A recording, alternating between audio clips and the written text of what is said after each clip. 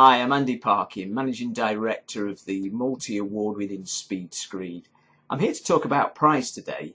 It's something that many people search on the internet for, but you generally won't find it. It is, or can be, quite difficult to just give an instant quote because there is various factors that come into play. So it might be location, material costs vary around the UK. So that might be an issue. The depths of the screed, the actual size of the project, because it may involve part load charges for materials. The other thing that also factors in is that our team can lay a certain amount of screed within a day. So if you're maximising the laying capacity of the team, then the costs are going to come down. So there's a few factors in there.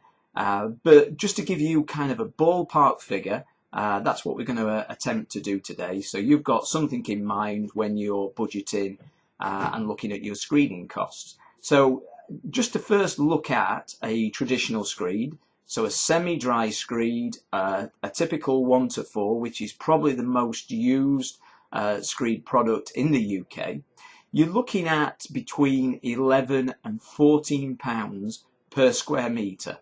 Now that's based on 75mm thickness and 125 square metres a day. So if it's going to be less than 125, then the price will go up because the teams are not being fully utilised, and products will probably have part loads, etc., with them as well. So optimal would be in 125 and multiples of that. So the next product would be a faster drying option.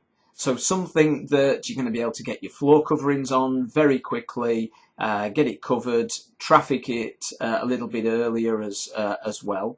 So for a product like that, you're going to look between 14 and 18 pounds a square metre. Again, based on 125 square metres and multiples of at 75mm depth on that one. So that's for a fast dry screed option. For a flowing screed option, so a calcium sulfate screed, you're going to be looking between 10 and 16 pounds a square metre.